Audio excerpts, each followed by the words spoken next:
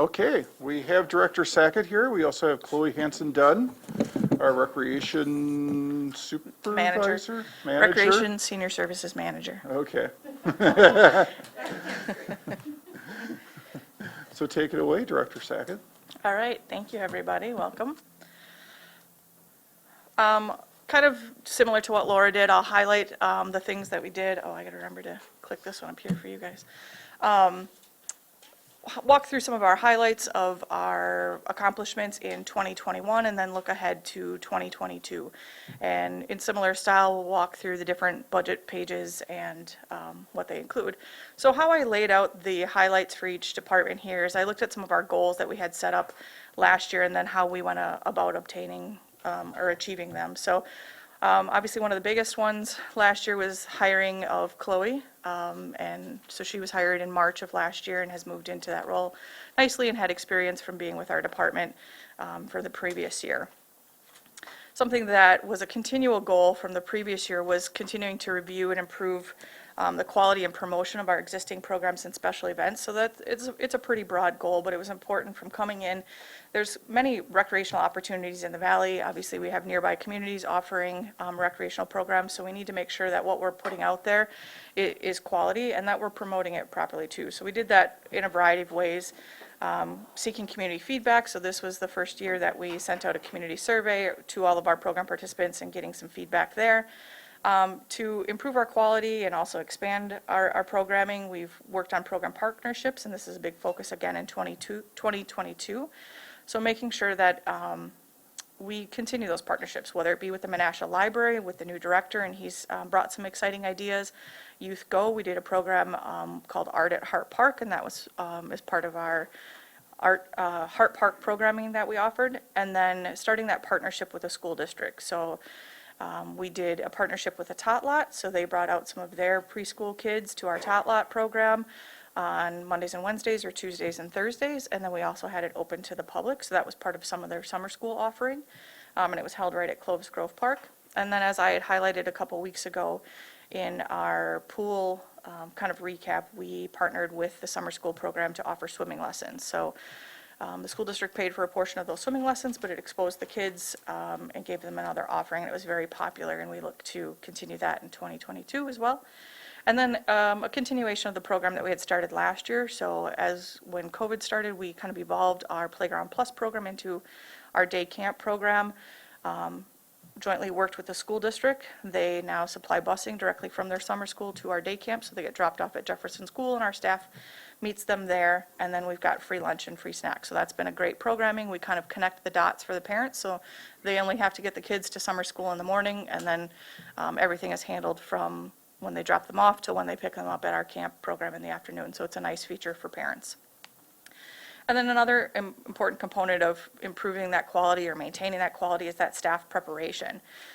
There's a lot of expectations and a lot of responsibility put on staff, whether it be at the pool side or the rec side. And so we want to maintain that quality and provide that training that is necessary so they're prepared for those real life scenarios. So it can include some customer service, some trauma and foreign care, what they need to be reporting on, some mandated reporting, and then some back pocket games. So when they have moments where that prepared activity is all done, they've got an idea of what they can do. So we want to make sure that we're achieving all of that.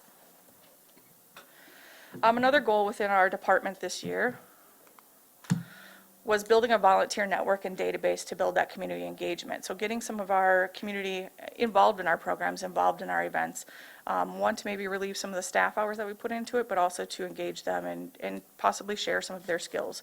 So this year we had approximately 102 volunteers volunteer thus far with our department, totaling nearly 300 hours. And that came in a variety of different ways through our special events, whether it be at the Grunski, Carnival, Hometown Halloween. I didn't list Brews on Bagel there, but we had volunteers each time at Brews on Bagel through our program. So the Jefferson Neighborhood Group came to our Camp Champs, which is our day camp program, several different times to offer some programs or neat opportunities to engage the kids. We had a community member also offer to be a baseball coach this year.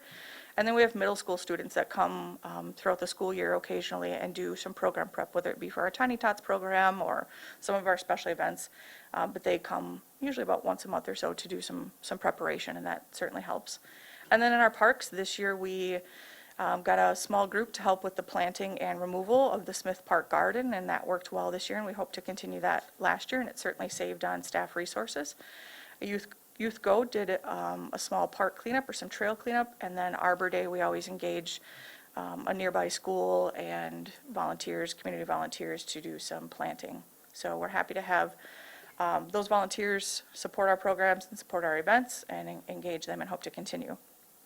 Last year, we set the goal of building that community business and that organizational relationships, again, to increase that awareness, but also to increase our sponsorship. One thing that I talked about last year at my budget presentation is really reaching out and putting together a collective brochure that kind of highlights all that we do and gives opportunities of all different ways that organizations and businesses can be involved. We've certainly seen some return on that, so you can see an increase in event sponsorship, as well as just different individuals or organizations reaching out to us, donating, whether it be resources. We've got a free water slide, some equipment, materials. Again, just saves on the resources that we have to typically pull from our budget. So we look to improve on that and continue that in 2022 as well. And then the goal was enhancing the look of the recreation guide and expanding that distribution. We really made that an overall goal of not just the recreation guide, but our marketing as a whole. We look to make sure that what we put out there is very professional in appearance, but also fun. I mean, as far as the rec guide, we want that to be something that is immediately when they receive it in the mail, that's something that they want to pick up, they want to look to. So over the last year and a half, you've probably seen a strong evolution of that, of what that cover looks like, the content on the inside. And Chloe has done a tremendous job on our social media. Our focus for 2022 is also looking at our website. And what are people seeking information-wise on our website? And not just an information dump, but making sure that that information is articulated in a way and everything that is there is what people are looking for, and it's easily accessible. So a focus for our department in 2022 is to continue that. So a little bit of comparison here. I wanted to start showing some numbers. I think at maybe one of the last two Common Council meetings. Oh, I'm sorry. Thank you. Is a 3-year comparison. So I talked about doing an annual report, and you'll see some of this again in the annual report, but I wanted to bring up some of these highlights. So we broke it down here into our 4 seasons. That's kind of typically how we program is by season wide. So you can see the comparison from 19 to 20 to 21 of the increase in number of programs. Obviously 2022 is a little bit different. And so there's a couple of different reasons. Certainly we have looked to increase with the recreation supervisor or recreation manager, as the position is now, to increase our program. That's certainly a focus of it. Some of it is also due to a restructuring of how we offer the programs. When the pandemic started, we looked at shortening sessions because there was such instability, and we were unsure how long things were going to run, if we would have to cancel things because the pandemic was changing. So we did consolidate into, instead of maybe longer 10-week sessions, we consolidated down to 6 or 4-week sessions. We've kept that model. We felt it works well for us. It gives us more of an opportunity to, when some of our classes like gymnastics gets full, instead of having a 10-week session and now nobody can get in the program for 10 weeks, we have it in smaller sessions, so it allows us to get more people through the program. So it's been a good model for us, and we'll look to continue that. So we have increased our programming throughout the last couple of years, and on the bottom it highlights some of the things and some of the programs that we did this year that were new. So the Shark and Mermaid Camp that were held at the pool, a Ninja Camp, which was very successful, our No School Day program. So when Menasha Joint School District has off of school, we offer a program, usually a themed program. We held our first one right before Halloween and had good turnout. Our Hart Park weekly programs, and I'll talk a little bit about that later on, and then our cheer program. Our next slide is actual number of registered people in our program. So not only increasing the number of programs, obviously we want to see the number of people coming to them. So with the exception of 2020, and obviously that was expected in spring with the pandemic just started, you're seeing an increase in all of our programs. Summer is certainly the most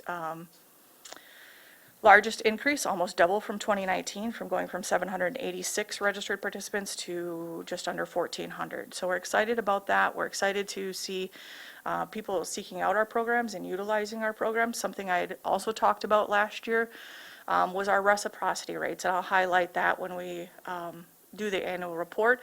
But something that I was seeing was that 2 of the Menasha residents were going to Fox Crossing for their recreational opportunities, and only 1 Fox Crossing resident was coming to Menasha for their. And I really wanted to see a reverse in that trend. I want Menasha people to stay in Menasha for their recreational needs and not be seeking out other communities. So we're starting to see some of that happen here, and I'll have more details when we do that annual report. Thank you, Mayor. Megan, what did you add in summer in 2021? Why the increase of kids from 19 to 20? What additional program or what,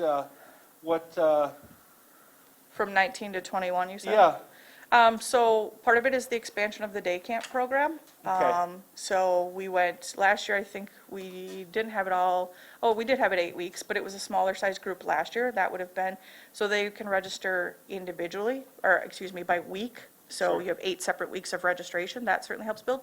And that program almost doubled in registration size this year. So an average of probably, less than 20 kids this year went to about, I think it was about 34, 35 kids this year. So seeing those increase in registration, and when you have those numbers for 8 weeks straight, that certainly helps registration. And then, Right. like I just talked about, those programs that were new, the Ninja Camp, the Shark and Mermaid Camp, when you start to add some of those programs, and some of them were sold out programs, that's where you're seeing some of the increase in the numbers. got it. And how much are you charging per week for those kids to come to your daycare or day camp? Well, because our goal is typically a 50% cost recovery when it comes to youth programs, I want to say it's right around $75, $70, something like that. Per week? Correct. Okay. Yep. Okay. To get rid of, then the kid would be gone from 12 to 4, because they'd be doing summer school, or they'd be gone from 8 to 4? So part of the summer, it is half-day, correct? Okay. So when they're at summer school, then we just offer afternoon programming.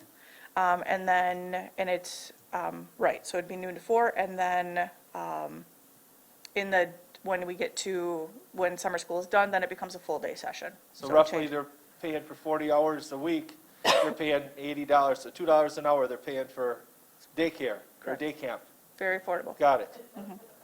Okay, And yes, we recognize that many people do utilize that as a daycare option because it is affordable. Each week is themed, and we like to engage them in different, and offer them Sure. different opportunities. Right. But many people do, like that, and because we do connect with the school district, and we are, they can go to school, like I talked before, they can drop their kid off right away in the morning, and they don't have to worry about any of the in-between stuff until Right. they have to pick it up. So it's taking care of that transportation, it's taking care of food, because we have the free lunch program and the agreement with the school district for that. We also get a snack. So all that in between, and then they know it's maybe not just daycare, where it's not, sometimes daycares aren't always programmed like that either. Sure, Where maybe right. it's just, large group activities, things like that. Sure. Where Chloe and Trista, who did the curriculum, do a very good job of engaging the kids and giving them different opportunities. understood, thank you. So like I said, we're happy to see this increase and hope to certainly see more of an increase in future years. And then special events. So I broke this separately a little bit because we are starting to grow in our special events. Obviously, this was the first year of our Brews on Bago.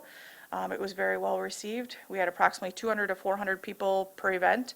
And with the sponsorship and then a return on the sales, we raised nearly $10,000, and that will be distributed through the different nonprofits. We have had some discussion of what 2022 will look like for Brews on Bago, and do we look to expand that? You don't want to offer it too much where it's not a unique activity that people want to attend, but there certainly is people are interested in as well. So we are very happy to offer that, and that was so well received by the community. We also expanded our Family First event. So our Family First is a series that is really all family focused. They're either free or low cost events. So in summer, we offer them every Wednesday evening throughout the summer, and then throughout fall, winter, and spring, maybe about once a month, once every 6 weeks. So some new ones in 2021 were our art night, our wheelie fun night, the Tungate Tussle pickleball tournament, which was in conjunction with the dedication, and the Family Olympics. So those were new ones. And then we also had the Hart Park. So last year we put money into the budget to do additional programming at Hart Park, in which we did weekly activities there. So we had 14 single-day events with approximately a little over 200 people attending throughout the summer. We also held one of our Family First events at Hart Park, which was our entertainer in the park, with 80 participants. And then the Hart Park Neighborhood Group, which is a newly formed group, they did some programming there. They held a summer kickoff event earlier in the summer. They did a movie night in October. So we're looking to, as kind of talked about last year, bring some positive interaction to Hart Park, and we'll look to continue that again in 2022 as well. So again, here's a breakdown, a 3-year comparison of our event offerings and participation. So you'll see 2021 is a little bit down as far as participation. You haven't included Holiday Hayride in there yet, so it's not a complete scope, complete year. It'll be pretty close to 2019.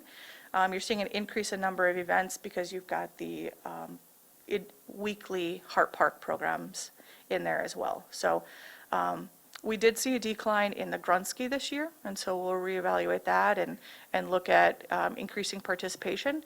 The Grunski is set up as a kind of a standard 5K, a standard 10K. Many people are looking for unique runs, kind of challenge runs, whether it be bubble runs, something fun added to it. So do we need to kind of relook at that event and potentially draw more to it?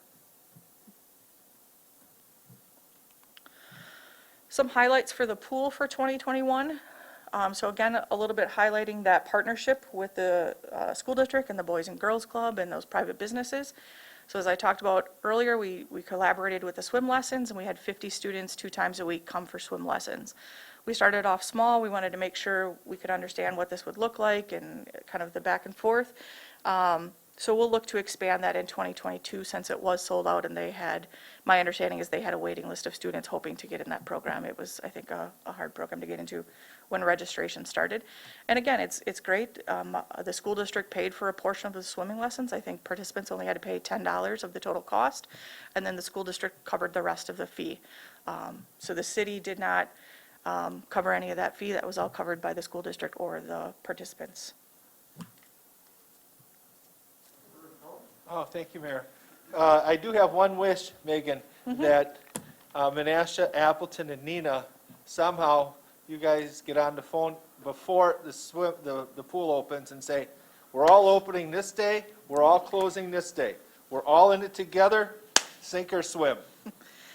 So, yeah, I can certainly collaborate with them. Mayor and I have had some discussions because I know we were about a week behind. So some of that depends on staffing. We rely heavily on college. Our managers previously have been college students or teachers, so they're just getting out of school. So sometimes that aligns with, that's why we need some time from the time school gets out to get staff trained, everything in place.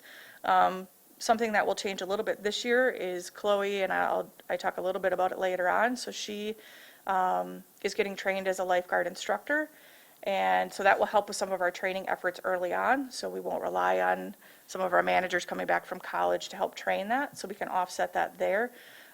We also look to kind of maybe restructure so that we could offset that. And, you know, if Chloe or I or somebody needs to be present there to help with that, but to make sure that we're matching some of that. So it is noted, and we've talked about ways to achieve that already. Because naturally that week was the hottest week last year when we weren't open. So In 2022, it's going to snow that way. And it was a long week. yeah, yes.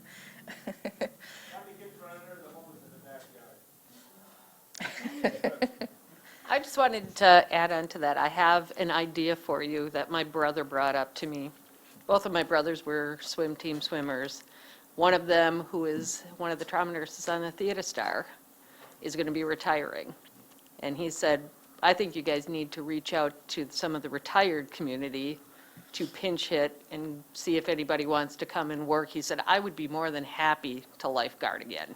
Oh, And So I think that we could look into that. Yeah, oh, travel, yeah. No, he did. He's like, I'm going to be retiring. And he's like, seriously, he goes, I've got all the training, he says, for what I do, but he says even just lifeguard training in general, he said, to just maybe look towards the retired community, Sure. if even not to get us through the entire summer, but there may be a calling for the beginning of the summer, end of the summer type of thing, just to get some of that in there, to be able to stay open a little bit longer. Just an idea for you that my brother Yeah, threw no. out at me where he said, he says, I got to do something. Pardon? He wants to sit in that chair again. He just said, you know, he goes, I got to keep myself busy after I retire. And he said, and I would love to do something like that again. That's great to know. But then I I'll teased follow- him and asked him if he was going to wear the Speedo, and he said, no, I don't think so. Because that was the dawn of attire back in the day. And that is the challenge. Last year, too, there was Yeah. a little bit of a challenge because the school year was shifted, and a lot of the sports were not on the same schedule that they had always been. So there was definitely a challenge with trying to have adequate staffing when they were still finishing up any sporting seasons that they had had because everything was shifted. So still a little bit abnormal, but we have talked about how to make sure that we're meeting the needs of the community, you know, also look at our direct competitors like Nina and Appleton when it comes to those opening and closing dates. You know, we'll also look at sometimes later in summer, you know, if you want to elongate your season, you can look at efficiencies where maybe you're not open your total normal operational days because there isn't a demand for that, but you shorten some of your days, but it allows you to, you know, expand your season a little bit or maybe be open on the weekends. You know, you start to lose staff usually the first week in August. We start to lose some of the staff already. So there's ways to certainly look at opportunities to spread things out and open and close differently, so. Yeah, it was just an idea he No, brought up that's a to me. great He one. says, I think you guys need to look into some more innovative ways. He goes, you look at the baby boomers that are out there, and a lot of us are still pretty active, so. And we do have a very strong lap swim, morning lap swim. In fact, they're always emailing me. know that. Chomping at the bit to get in the pool as soon as they see that there's water in the pool. Yes, and we they can wanna- thank Larry for funding an additional day or so in there where There you go. they wanted to stay and swim longer and didn't want to have to go to the neighboring communities, so Yeah. Larry was nice and funded a day for everybody to be able to still come. Yeah. That so was nice. We can, yeah, that will certainly be discussion. In fact, Chloe and I were just talking about getting our management team together here in the next month or two again to start those conversations and start that planning because it needs to start now, so. So our next goal of 2021 was to kind of review our operations to ensure our hours, our programs, and our services match the community needs. So again, we'll kind of continue that. One way that we are working on that, as I mentioned, is Chloe is being trained as a lifeguard instructor. So we always did have a lifeguard instructor on staff who was one of our managers. She now graduated from college and is a full-time teacher. She's still willing to come back and teach as we need or help out as need, but it's good to have someone on staff. And also the less likelihood of having that turnover where every couple of years you're going to have a departure of a staff person and have to retrain somebody. So we're happy to have that. We offered more evening swim lessons, so we did look at some of our operational hours, and on Tuesday and Thursday evenings, instead of having that open swim, we did offer evening swim lessons. We had over 130 participants attend those evening swim lessons, which offset the revenue that would have come in from just daily rates or people admission rates. So we were happy to have them, and hopefully when they're attending swim lessons, they're also coming back during open swim time as well. Yeah. Comment, another one just from me teaching my water classes. Adult swim lessons. Would you ever look into doing some of that at nights? I have a lot of people that have asked me about swimming lessons for adults, and they said they're very hard to find. That, you know, some of the Ys do some of it, but not all of them, and other private places don't do any of it. So that was just another thing that I just thought of, that some people were saying they would be very interested in swim lessons for adults. Yeah, absolutely. You know, whether that be during, we have that evening lap swim time from 5 to 5:45, that would maybe be a good time slot, because that's not, the morning lap swim is when it's really busy there, so that might be a good time to carve out space and carve out time there, so certainly there's an opportunity. And we need to look for ways to differentiate our services from local, whether it be Nina or Appleton, to attract people to our pool. So We want them coming to Menasha, so what different things can we do that brings them there? So certainly adult swimming lessons could be an option too. They might have a demand for it. New programming that we offered was the Shark Mermaid Camp, the Splish Splash Story Time, which I highlighted. So that was a preschool story time, one time a week, where they had a dedicated swim time. And then the weekly pop-up events. So we started those about halfway through the summer. Those were led by our head lifeguards. And again, it was meant to either engage the people that were there or to attract more people to come. We'll continue to do that in 2022. Again, we want to make it a fun experience when people do come to our pool, or to attract them for another reason to come to our pool. And then lastly, on a facilities or operational side, we installed that VFD pump to help improve some of our efficiency of our pool maintenance and save energy. So those were some of the highlights from the pool. Park project highlights, and I think you guys have been made aware of most of these, but just to kind of summarize some of that is oh gosh, I'm sorry. Successfully relocated those operations to the new Public Works facility, so that was no small feat for Thad and Travis and the crew there to do that. We completed that, the gateway entrance at 3rd and Conomac and Ice Street and Cargus, so that went into place in 2020, and then we really did some of the restoration and seeding, flower planting in 2021. Repair of the Coslow Park shelter and foundation. We upgraded the bumper deck handrails at the 9th Street boat launch, and we'll look to do some at Smith Park boat launch in 2022. Remodeled the storage rooms at Jefferson and Clovis to make them more functional. So as we expand some of our programming, our recreational programming, making those spaces more functional to the needs of the happenings within the park. So the parks crew did that. Replaced the Smith Park Pavilion roof, which was part of the CIP project. Completed 560 feet of the Jefferson Park shore wall. So that was a strong focus of our crews this year, and so we appreciate that help from the public works side of things. We installed new signs at the Conservancy and the Memorial Building. Replaced the aging basketball court at Barker Farms Park. We're going to be starting the installation of the drain tile at Coslow Park baseball field to help with some of the drainage there. We began the design and the fundraising for the new playground at the Jefferson Park, so I'm in the process of working on the RFP. We did get the community feedback, and we've started the fundraising for that. We installed camera system at Hart Park, so really phase 1 of the camera system. We'll talk about phase 2 in a little while. And then we realigned the fence at the Marina at Jefferson Park to open the public accessibility. So it's a great spot to fish. I see people just sitting along that channel there, and so that realignment was nice for all.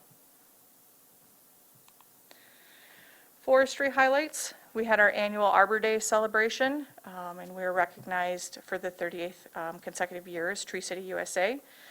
We wanted to finish up our Emerald Ash Borer plan, so we did receive that urban forestry grant for just over $17,000 and $1,000 from the American Transmission Company.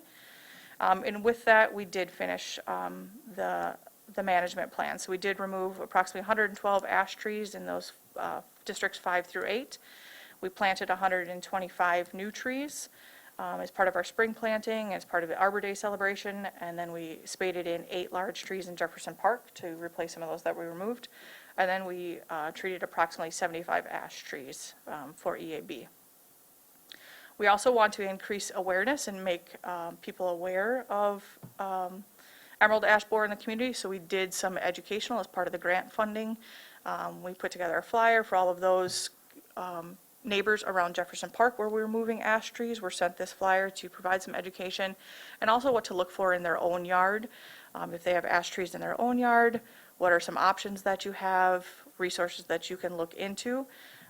And so that was well received. I think we got a couple of phone calls on that, and then it's up on the website too. So if people are ever looking for information on what to do with ash trees, they can look there, get some feedback, and certainly we have contact for Alex as well as a resource for some quick questions. And then Alex is continuing to update our tree inventory and place it in the DNR community tree map. So this community tree map really assists in helping to plan and track management activities. It's a neat software in which you can talk about when you've done pruning, what type of trees. So when you want to talk about when you want to look at the diversity across the city, there's lots of different information that you can store in this community tree map, and the community can access that as well. And then the cemetery, the guys repaired the gateway entrance at Rest Haven, so it needed some repair out there, and that was planned for 2021. At the Marina was the final, oh gosh, I apologize. Sorry. Completed the replacement of 2 existing underground fuel tanks with the 1 underground fuel tank, and including the concrete and the new dumpster enclosure. So the replacement really took place in 2020. It was the finishing up of the concrete, the new dumpster enclosure that happened in 2021. Diane had a great year at the Marina as far as operational. There was a little concern at the beginning of the season of what effects would the bridge construction, would it deter? She, I think, had 3 open slips just in 2021, and that is good and down from previous years. And then we replaced 5 aerators that needed to be replaced there. And we'll talk a little bit more about replacement of those later on in the budget. As far as trails, we crack filled and sealed the Trestle, Province Terrace, and Manitowoc Road trails. That's approximately 8,300 feet of trails that we crack filled and sealed. This is a continuation of that program, and we'll continue it again in 2022.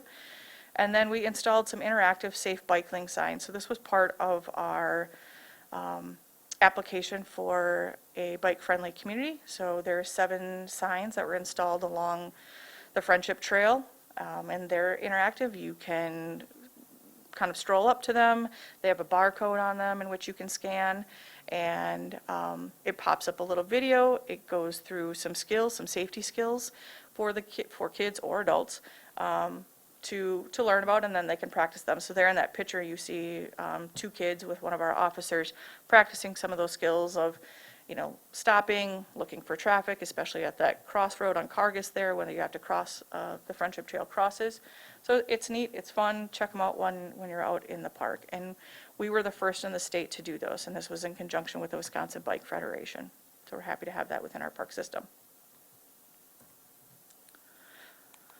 So that takes care of our highlights and our accomplishments for 2021. And looking ahead to 2022, when setting up our budget, we always want to make sure that we're keeping our mission in mind. And our mission is to offer quality youth and adult recreational opportunities and provide desirable parks, open space, trails, which contribute to a healthy community. So really that's an overarching focus when we align any of our projects, when we look at our recreational programming, our services, and what we plan for the future. So this is just a reminder of how we plan for that.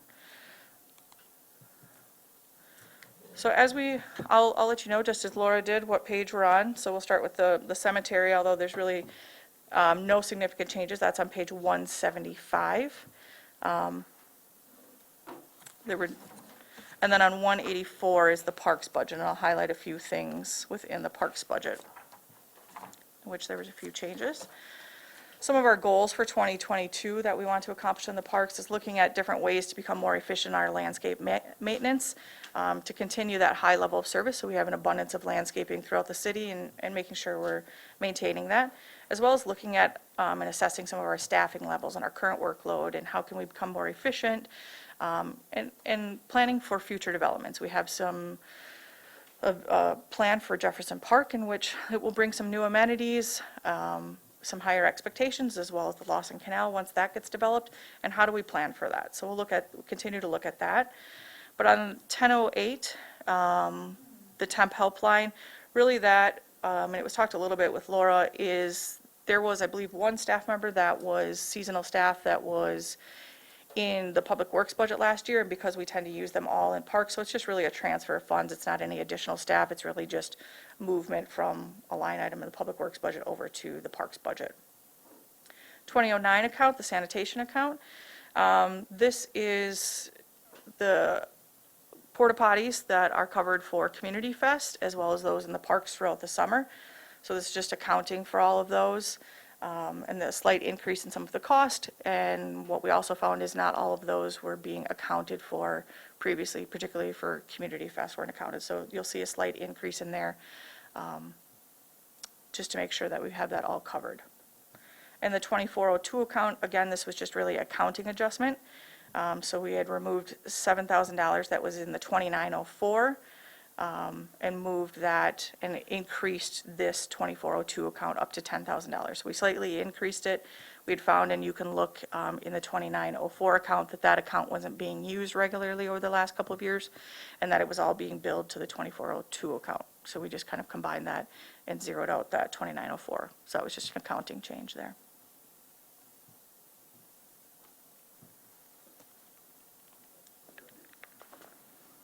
Thank you. I'm back on 183,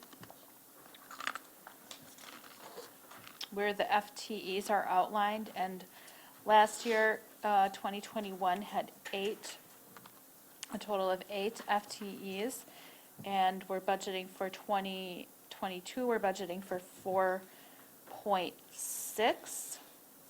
So can you help me understand where they all went? Well, I can see that under park laborers, that didn't get brought over, so the 4.1.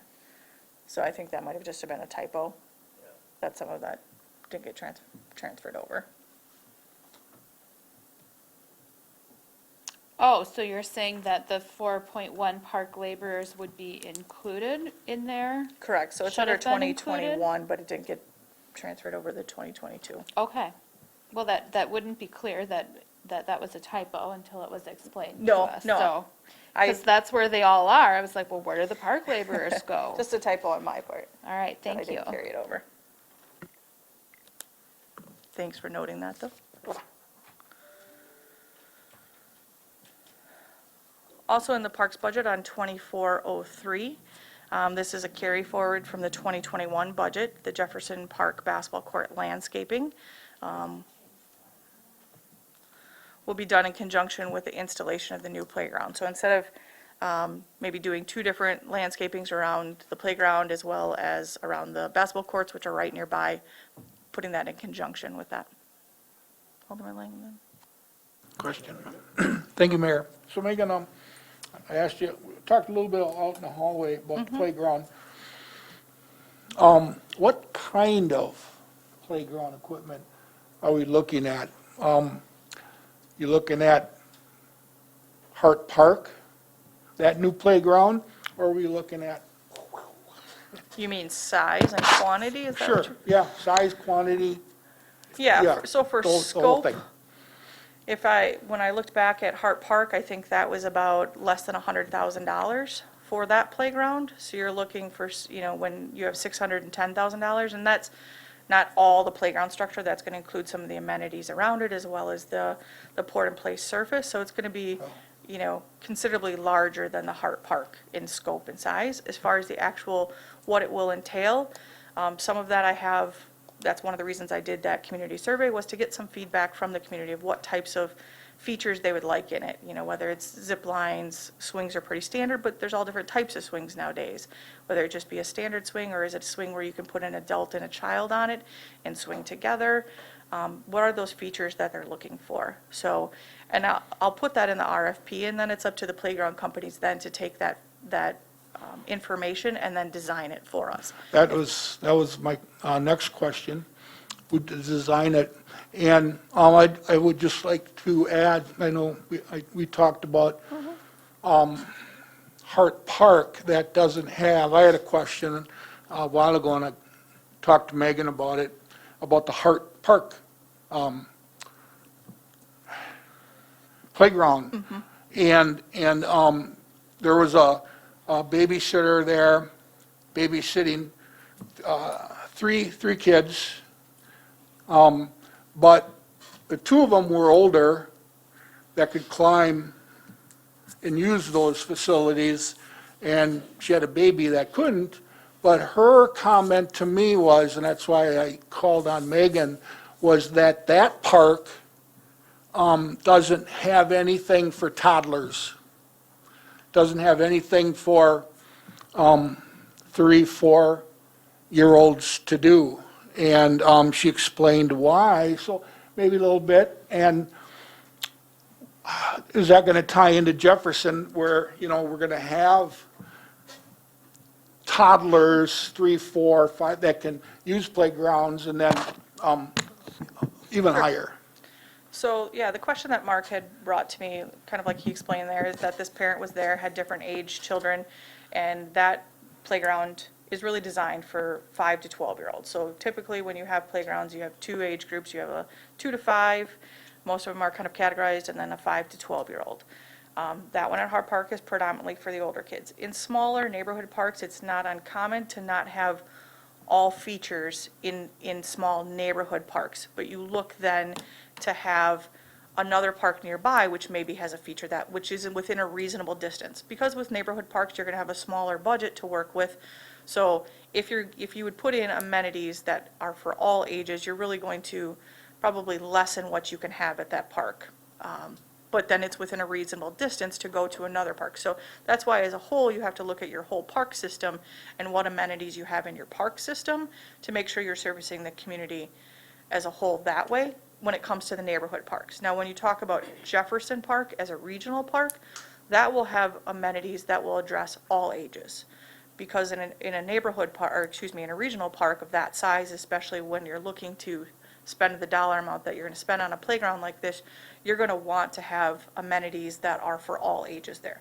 So this playground structure will have some 2 to 5-year-olds, some smaller play areas, as well as then the 5 to 12-year-olds. So the regional parks is where you want to make sure that you have structures for both, but not necessarily in all of your neighborhood parks, just so that Okay, you can thank you. maximize the usage of your budget. So, really quick, you mentioned that you'll send out for people to design. Does our park board, Ted and Megan, our park board, going to have any input, on that, on the playground, maybe what you might like, or how you would like to see this section or whatever? Absolutely. Ted and So Megan? once the proposals come back, then, staff will look at them first, and we'll take them to park board, and we'll look at the different designs. And it's not something that's set in stone from that proposal. You can say, oh, well, this feature over here that this playground company, like, maybe ultimately we choose, say, designer X, but there's features from designer Y that we like some of their features. You can talk to designer X and say, hey, there's some features in this playground that we want to incorporate over here. Do you have those offerings? So maybe that complete picture that you have that is proposed, that initial proposal, isn't the exact what's going to choose. You can, play with it a little Play bit. with it. Okay, Correct. cool, thank Yep, you, but they'll have some feedback in it for sure. thank you. And the community will as well. And then in small projects, some of the projects in the 2405 account is the replacement of the Coslow Park garage roof and siding. As I talked about before, the Smith Park boat launch upgrades, so includes the bumpers and deck, and repairing that.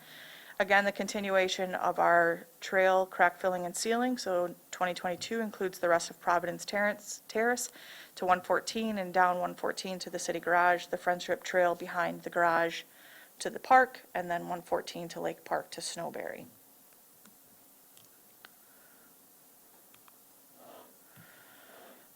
Recreationally, our goals for next year is a continuation of an expansion of our neighborhood park programming. So in the past, a lot of our programs were focused really around Jefferson, Smith, and Clovis were predominantly the locations. This year, we started to branch out and do some programming at some of our other parks, host some of our events at other parks.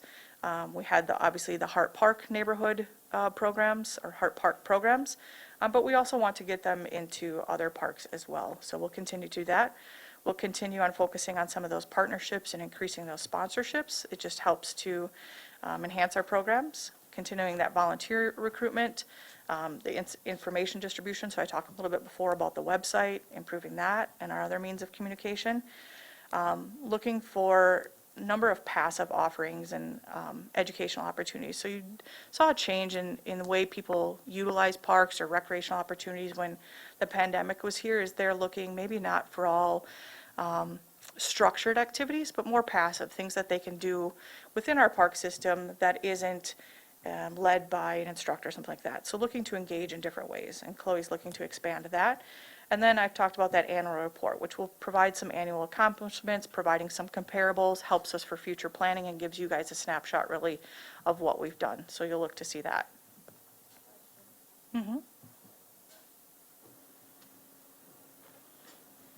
Can you go back one slide, please? 2405, small projects. I needed a minute to find it. You listed all of the crack fill and seal for trails that are part of that sub-account. Just a suggestion, in the future, could you, is it possible to list out the text for those projects in there, just like the Jefferson Park landscape is pulled out? Absolutely. Thank you. That would be helpful, because then then we can know exactly where they are when we're paging through these Sure. pages. Thank you.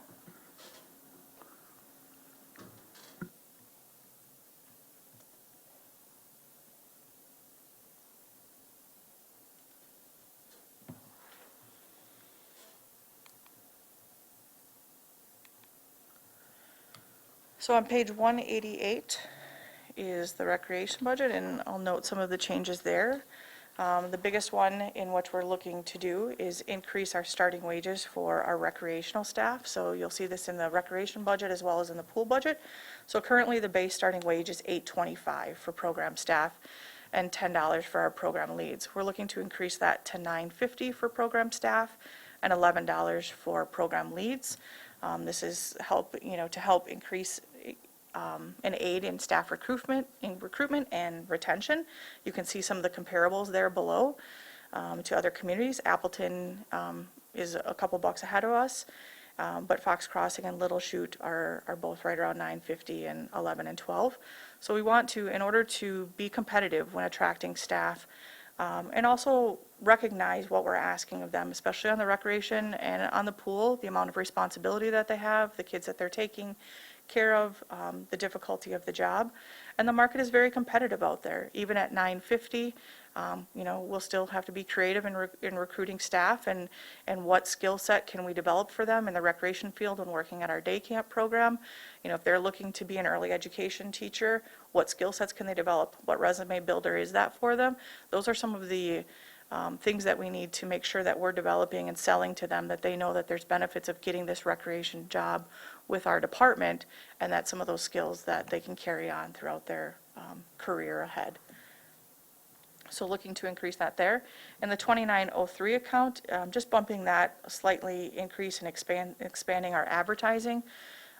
So we want to be able to, you'll see many departments maybe purchase some sort of what we call swag. So it might be something to help market, whether it be can holder, something with the logo on it that would recognize. So that is also another way to market, as well as increasing our social media reach through ads and paid promotion. So looking at our marketing dollars a little bit differently and spending them or increasing them.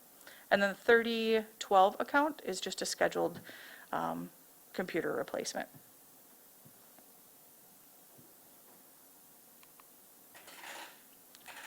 For the pool, our goals for 2022 is to certify a park staff as an aquatic facility operator, and also give them time to help train the second caretaker to oversee the pool and chemistry operations. So currently, we really rely on one of our park caretakers to oversee the operations of that pool, and to have that second caretaker trained as well.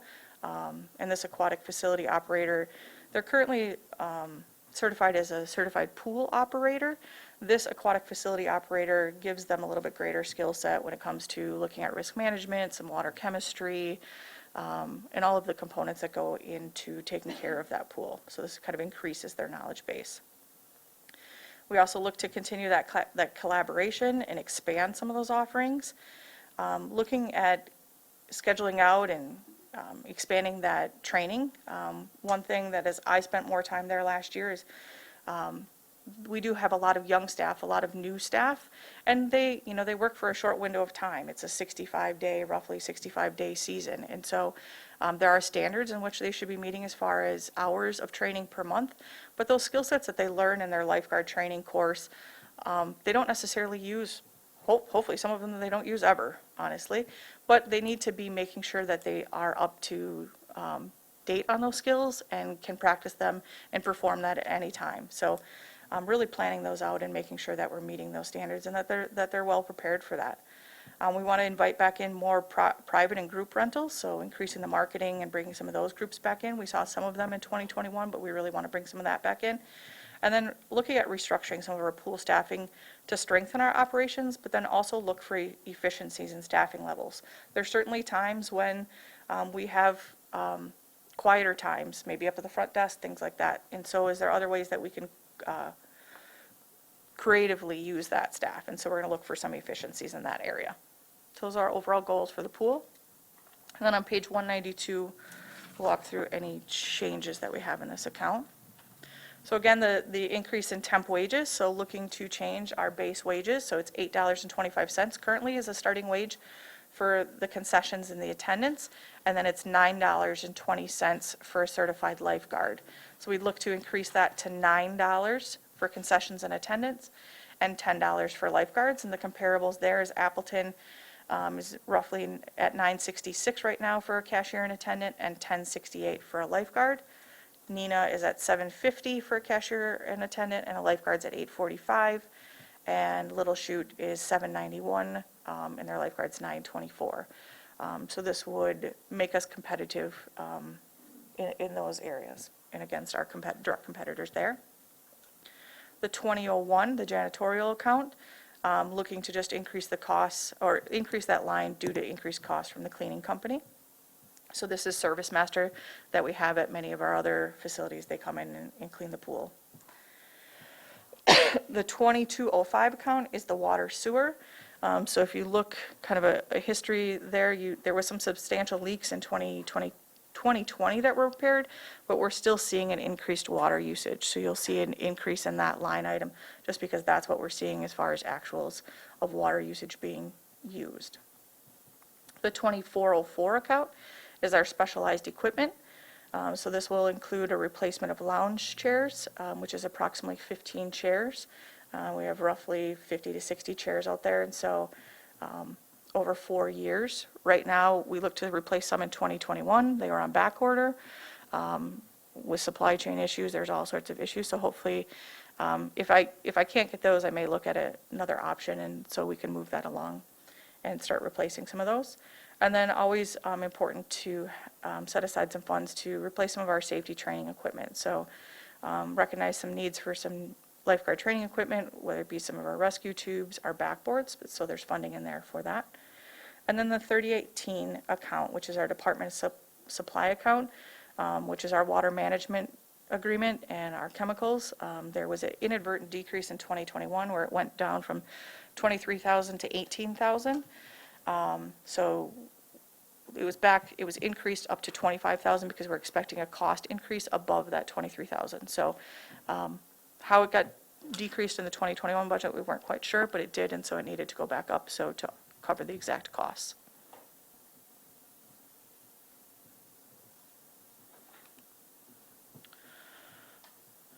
And forestry, so our goals for 2022 are to continue pruning trees and start removing some of those trees under power lines that were pruned for power lines and not necessarily the health of the tree. So really focusing on correct pruning, continuing to input our tree inventory. So I talked about that community tree map program and continuing to update that. Always pursuing our annual Tree City USA designation. And then increasing some of our communication on our Facebook or our website to, again, increase that public awareness about our EAB plan, the benefits of urban forestry. We have an arborist on staff using his knowledge to get that information out to the community. I think we do a great job on social media on our recreation side of our department and focusing on all of those opportunities, kind of balancing that out with getting information about our parks and our forestry efforts as well. That is on page 207, and there aren't any significant changes in the budget.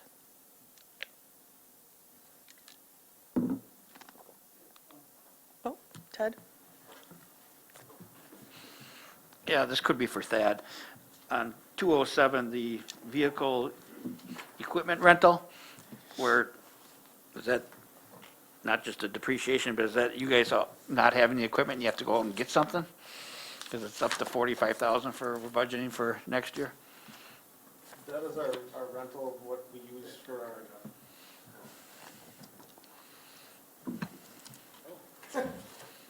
That's the equipment that we rent from ourselves the 2905 account. And that we do not have in there right now the, this winter yet, so November, December. In there, the 45,000, we plan on cutting the trees down in the cemetery yet. So that's why it was raised up for the extra trees that we were cutting down, so we have more trees to cut down Okay, because that's. for the then it- EAB. Yeah, then it looks like it's in line with 2021. So that's why we left it back up there. 45, okay. Thank you. Alderman Nichols? Thank you. Talking about the EAB and the, can you go back to that slide, please? Thank you. The tree inventory. Does that tree inventory only include trees that are on city property? Okay. Is there a way? So when I think about urban forest, I think about the entire urban forest, which includes city property and trees on private property. So is there a way to inventory trees that are on private property? There may be, I would have to look into the details of what this software is geared for and if they would allow personal, like private property data to be inputted there. So I would have to look further into the details of that program to see if that's what it could be used for. Do we have an idea of how many ash trees are on privately owned property in the city? I do not know. Okay. The reason I ask is because I think that we have done a fairly good job of managing our ash tree inventory, doing what we need to do to manage that on all city property and a replacement plan for those trees. My concern is that there are many ash trees, many more ash trees scattered throughout the city that are in rough shape. And when I drive around other places, other cities, and I'll just see these patches of dead trees all over the place, which it looks unappealing, but it's also very dangerous to some. It's very dangerous to property owners and people who are passing by as pedestrians and whatnot. So is there a way for us to, or how can we better communicate how to identify ash trees to all of our community and allow for resources or places to go to help them mitigate that situation? Because it's, first, identifying an ash tree is an issue, and then how to deal with it is issue number 2 for property owners. And so I think that will take some internal strategizing of right, how do we use the knowledge base that we have in-house and the efforts that we've taken to mitigate EAB and to put that forth in the community and have the community understand the hazards that it can be if it's not properly maintained to the whole urban forest of the issues that it can cause. So I don't think there's a plan in place for that right now, but when we talk a little bit about the idea or the efforts to reach the private citizens and know that there are options out there for them, or what are your options, and that it is something that you need to take into consideration to assess your trees. So I think it would take some, like I said, some internal strategizing, but it's certainly a good point of another component of our forestry program and our Yeah, I urban think management. Definitely the next step in managing the emerald ash borer and ash trees throughout the city. Thank you for that. Absolutely. So the next one is the municipal buildings budget, which is actually way back on page 45. And I will have the mayor explain a little bit about the 2106 account where there is $10,000 for a solar study. So we do have an opportunity to work with Hoffman Architects, Engineers to do a third-party financing for solar on some of our buildings throughout the city. And this would look fairly similar to what we're doing at Public Works, except it would be basically a lease back of those facilities back to us at no cost to us originally. And we would pay a portion of that down each year and then have the opportunity to purchase them.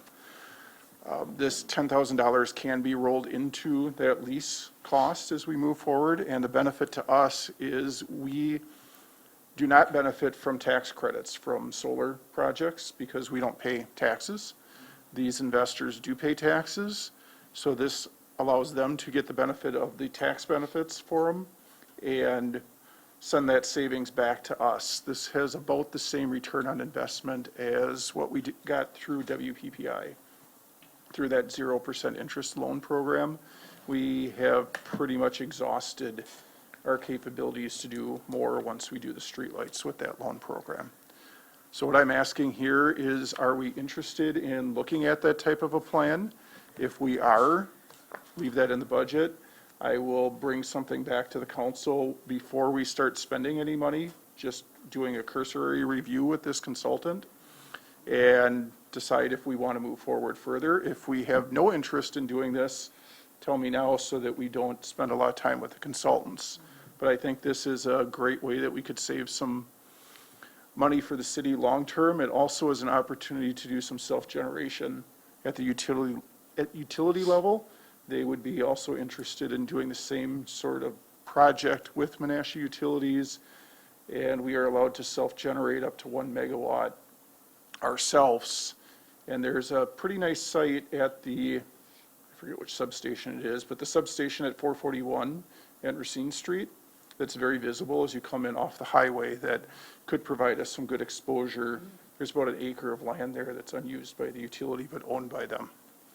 So we have some good options here if the council has interest in doing this.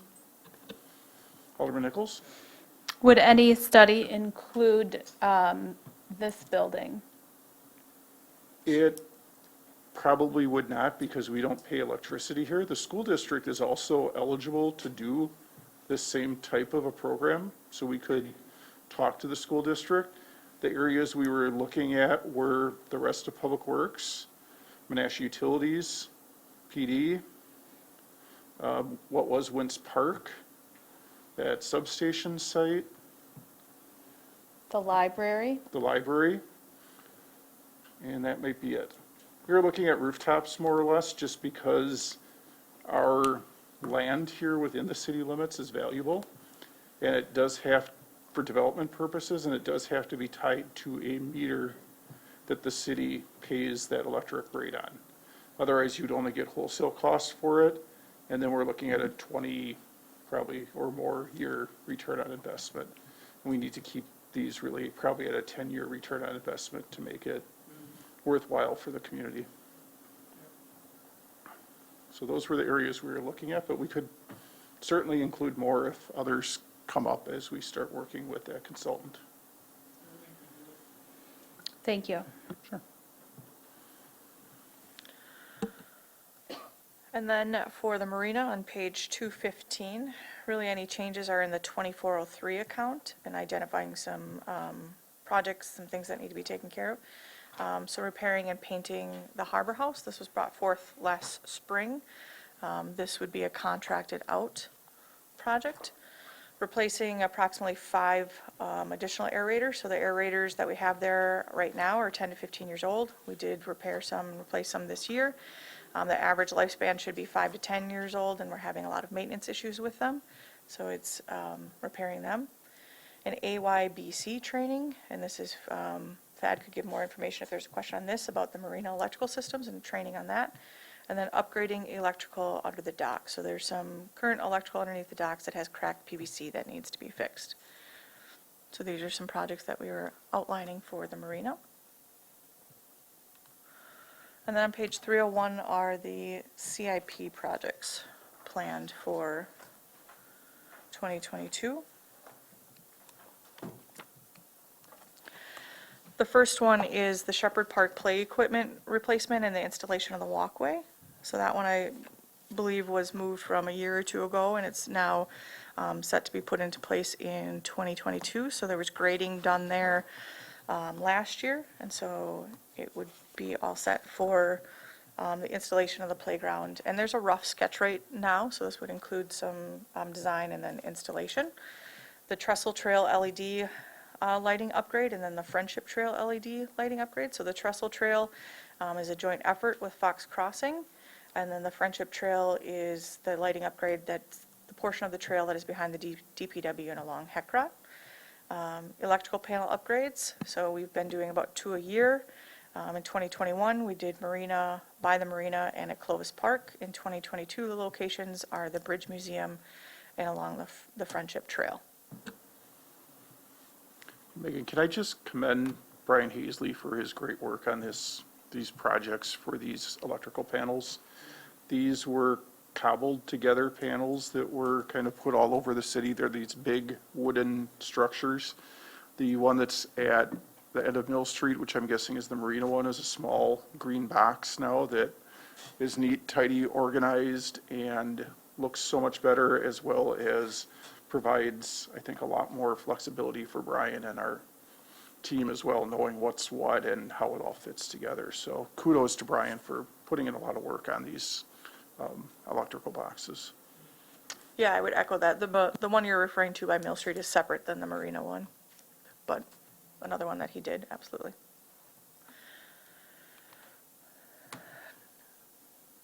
Next part of the CIP is the final phase of the Hart Park camera. So in 2021, earlier this summer, we put in the first phase of cameras around the building. So currently there's 3 cameras, one underneath the overhang, one that is on the side of the building closest to the basketball courts that shows going into the restrooms. And then the way the shelter is designed is there's a hallway in the Hart Park shelter that then divides into the 2 bathrooms. So there's a camera in there so that we can see any activity or people hanging out in that hallway, since we had issues there in the past. This final phase of cameras really then focuses on, you could say, the outside areas outside of the shelter. So it'll be close to the basketball court, close to the skate park, over towards the playground. So additional cameras to help offset those needs. Some of the people that were here earlier were here to talk about their neighborhoods, their concerns around that. So we have taken steps this year. I do outline there some of the number of calls in 2019. There was 67 total calls, and what we call high alert calls. There was 13 of them, and the high alert are the damaged property, the drugs, disturbance, theft, weapons. 2020, you had a higher amount at 99, and 15 of them were high alert calls. And then 2021, we've decreased down to 41, 10 of them still being high alert calls. So we're happy to see a decrease in that. That doesn't necessarily mean that that those problems are still not happening there. We have also done programming at Hart Park, as I talked about before. We've had weekly programs there. This year in 2021, we focused really on family programs. Next year, we've talked about engaging some of the youth that are already there, whether it be kids on the basketball court, kids on the skate park, kids just hanging out at the shelter, engaging those kids that are there already into positive activities. So this is the next phase of the cameras, so really another pronged approach to help kind of clean up some of the issues that we're having at Hart Park. Thank you, Mayor. So Megan, just thinking, my thought is, I hope part of it is that in 2021, it came down only 41, I shouldn't say only, but 41 total calls. Do you think that the drug people know now that, hey, wow, they've got cameras at Hart Park, we better not do our drug deals there? Do you think that's, no? Yes and no. I mean, maybe there is starting to see some of the, because the cameras currently are just around the shelter and they're catching minimal, you can catch some of over by the skate park. In fact, one of the police investigations, they did use our camera system. It happened over at the skate park, and so you could still see enough to identify the person. So they were helpful in that sense. I would say that they're happening maybe in other parts of the park where the camera system isn't being caught right now, which is why we want to put some of these cameras farther out into the park. Yep. Certainly, some of the there may be less drug dealings, maybe it's just not being reported currently to the police as well. So we want to see that continue to decline. The police have said that they feel that there's been a bit of a shift. There's still a ways to go at Hart Park, but there has been a bit of a shift, yes. Yeah, very good, thank you. Alderman Sevenick. I just want to piggyback on what Megan said about the three individuals that were here. They were here because they were, to ask this council to install cameras, and I told them that that's part of our budget right now. They were happy about that, and they wanted to meet with the chief and stuff, so that's why they didn't stay, because they were happy to hear that Megan's budget already was addressing this. Yeah, and we hope to do more collaborative work with the police department. It can't just be us and them, it has to be a joint effort in helping to tackle this. And they have a new CSO officer, not CSO, CSO officer, that we're looking to do some joint programming with there as well. So we're excited about some joint opportunities. And the last part on this page is the Jefferson Park Vision Plan. So it'll be completing that fundraising and the installation of that playground, which we've talked a little bit about, and then some money to start the engineering design. Currently, it's laid out for the east end, which would include the ball diamonds and shelter. So that's just some design money, no construction currently in the CIP happening at that phase right now.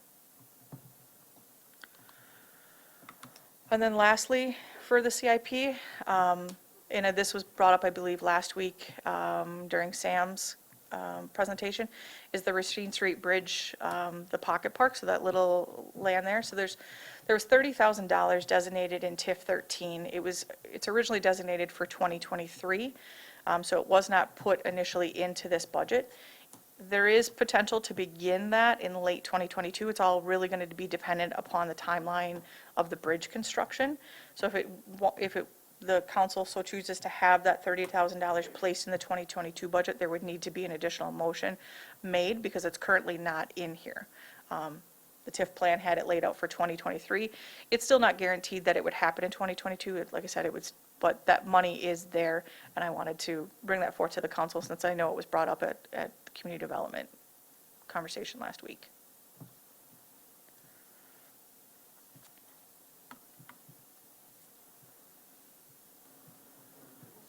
Thank you, Mayor. Is that $30,000 for the actual installation of something or for the design of something for that area? To my knowledge, that $30,000 is just specifically for that pocket park. So unless there's money in kind of the overall amenities budget for additional, it would be design and construction of that piece. Okay, So thank you. unless there's money that can be taken out of that overall amenity budget. And then lastly is the Lawson Canal. So there is $100,000 that was designated in TIF 11, which is on page 317. In 2021, we had the acquisition of the canal and the adjacent land, which was completed.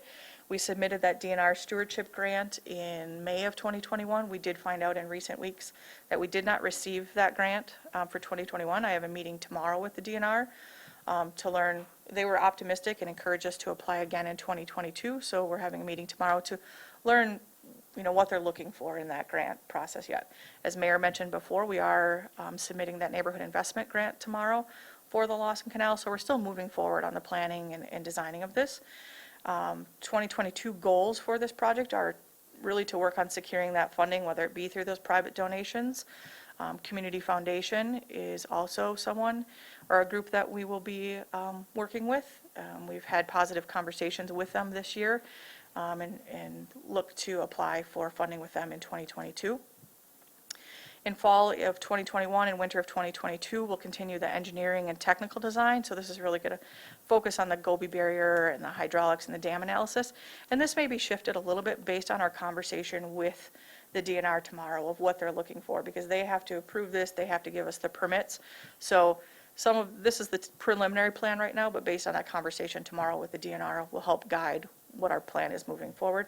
And then right now tentatively is the spring, summer, and fall of 2022 would be more preliminary design, really focusing on the channel, utility trails, landscape, and then that permitting process to begin construction then in 2023.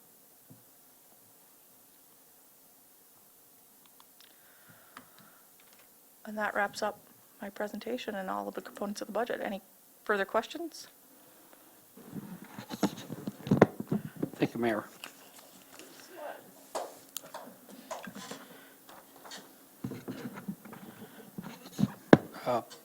Just wanted to say the Rest Haven Cemetery looked very nice this year, and I didn't have any complaints from the people that are resting there, but their family members did say how nice it was. The Takel Street Fountain, are we going to put a permanent cover on that, or is that tarp just kind of? So the Taco Street Fountain was the second end of it. We tried the boxes on Main Street there, the Main Street Fountain, and it worked very well. We didn't have the cover blowing off. We didn't have the extra work on it, so we did have Appleton Tent and Awning design that cover. It's not a tarp. It's professionally made. There's straps that go around it to cover that, so we don't have that big box and another section over the top. And then we have a box inside covering the lights and the faucet, or the spouts coming out, the jets. Driving by, it does look like a tarp, and it's kind of sagging and hanging, and I wonder if we could frame that up or something to tighten that up a little bit. We can look at that, try to make it a little more boxy, you're saying? Maybe the sign shop can put our Menasha logo on that too, like it's during the summertime, it's there. Just a high visibility corridor, and it does look like a tarp. Okay. But I appreciate you guys getting that made. Making the Jefferson shoreline looks really great, another 500 feet. But what about the maintenance issue? Adam had told us that they thought they had a solution for that, and no matter how nice it looks, when it's all goose dung for hundreds of feet, it's really unusable. And are we going to look at some sort of a maintenance issue for that goose? We certainly can look at it. I mean, it's made to protect the shore wall, certainly can be used as a walkway. There is a walkway not far from it that is the primary walkway, certainly, But, people walk up to fish. correct. And, Yeah. you gotta, it just, no matter how nice we made it, it sure. And we it's, do have, we do spray a goose deterrent out there. See the work. But, right, depending on when it gets sprayed, when there's rain next, that only lasts, it's a temporary. So, yeah, it's certainly something I that, don't know if we keep a sweeper down there or something, but whatever they use to clean it. it is definitely an issue, I would agree with that. Okay. Alderman Grady and myself looked at the bridges at Smith Park, and the two arch bridges are in very, very, very poor shape. And I think one could even collapse on the south end of it. There's holes all the way through the foundation. And we should have the Concrete Association come in and look at that, evaluate it, and the bridges are very steep for bikes to ride, and maybe we can taper that off or something so they could be more usable, but the foundations are in extremely poor shape. Okay, we will assess that. And I didn't see that in the budget, so. No, that was not in the budget. The gardens at Smith Park, is fantastic this year. Who's ever in charge of that is doing a great job. That's kudos to the park crews.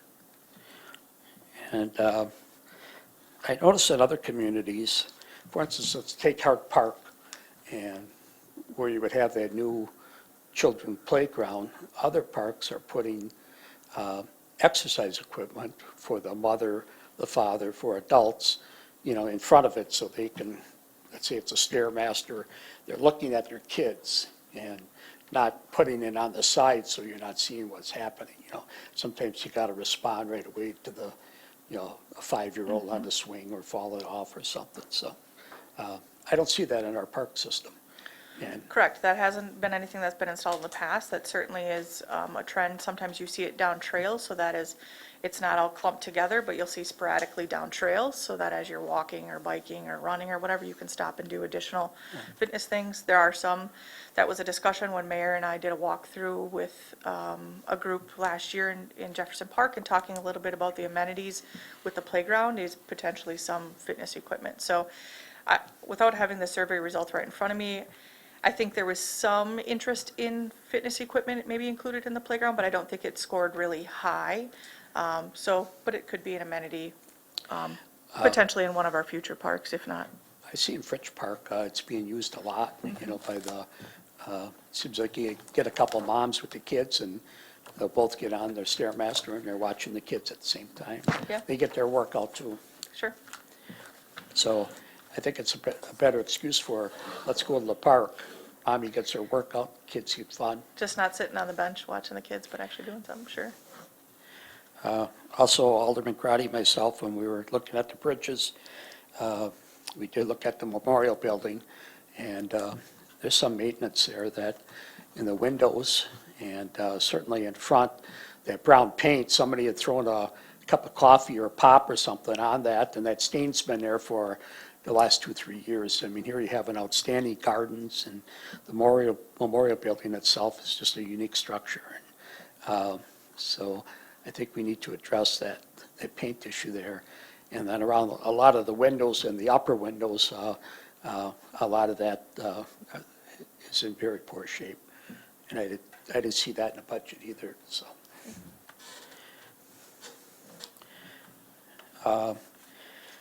At Hart Park, I think one of the issues is I sit out there in the Family Dollar parking lot at times and try to assess what's going on there. And I think it's an access thing that people can pull up in the Family Dollar parking lot, and the basketball courts are right there, and there's a lot of interaction going on there.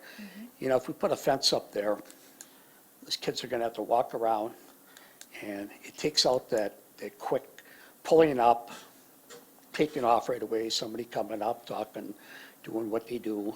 I think it would help if we kind of put a barrier there in the parking lot. I talked to Family Dollar some years ago about it, but didn't get a response. But I know they don't own the building either. Okay. So, but sometimes it's all about access, and I think that might help. Was there used to be a fence there? It was taken down because it was an absolute inconvenience. Rust, yeah, it's in bad Okay. shape. And then with all the apartments that we're going to have downtown, condos, going to bring a lot of people downtown. We have an office building here with a lot of engineers in it. I know a friend of mine's looking at the across from Club Liquor, that Bonta corporate office, or to looking at living there. And another thing, we don't help our adults as much in that pocket park. I've read about this on the internet, and other communities are doing it. Golfing is a very big sport, and just some small, like 3 greens, putting greens, hit the ball down there, go down there, take the ball out, hit the ball back to that one. And it's a good business building thing, because a lot of those guys golf. And to get out of the building, get some fresh air, and just work on their short game like that in the downtown, I think is something that we could accommodate in a small pocket park. And it could be hidden with, boxwoods or something, a nice little hedge or something. But it'd be our business community and the people that want to move downtown. I think it would give those adults a form of recreation. That would be unique. That's not something that I'd say I've seen in other parks, but, as we look to design that pocket park or other parks within our system, if that's a design option, Certainly. Especially with the downtown, it'll be mainly adults that are living here and not families, you know, with for sure. apartments. So, thank you and your staff. Outstanding job on the parks this year. They look very nice, and they do a great job. Thank you. Thank you.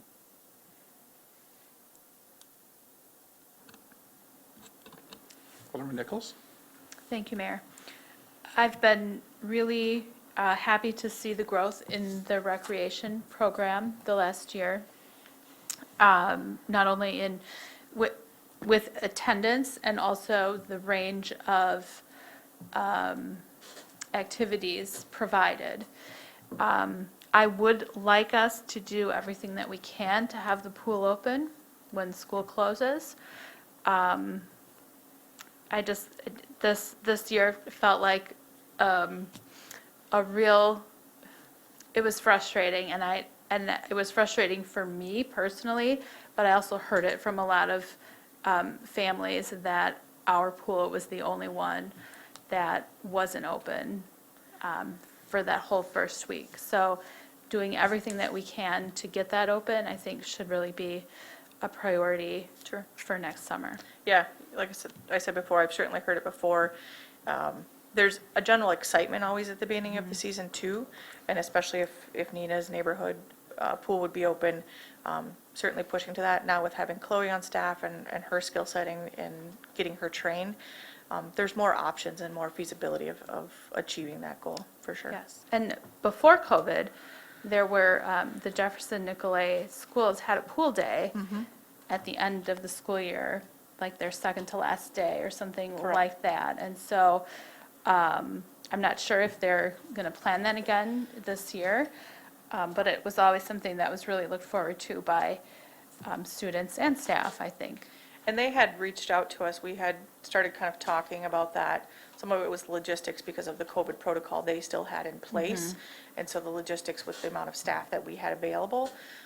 Something like that, from a pool readiness, you know, we can have the pool ready to go. It's just about the staff and availability. So to do a special group like that, that was going to be possible. And then, like I said, due to logistics, it didn't happen. So that's something that's achievable, is those small groups, and then achieving that opening sooner date is certainly, I think, something that we can continue to discuss. Thank you.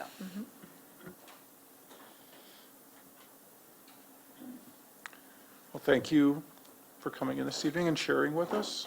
James, did you have something else? Just one quick one. On the memorial building, we really need to do a stopgap on those pillars. We have quite a few big gaps in there. Water's going to get in there with the cold weather, the frost, and those somehow needs to be an effort in there. If it's caulked right now for a temporary fix, but somehow we need to stop that deterioration on those pillars. Thank you. Again, thank you for everything you've done the past year in making our parks a great place to recreate and have special events, and thanks for coming out tonight. Seeing that there's nothing else on the agenda, do we have a motion to adjourn? All those in favor? We are adjourned. Thank you. Gather round.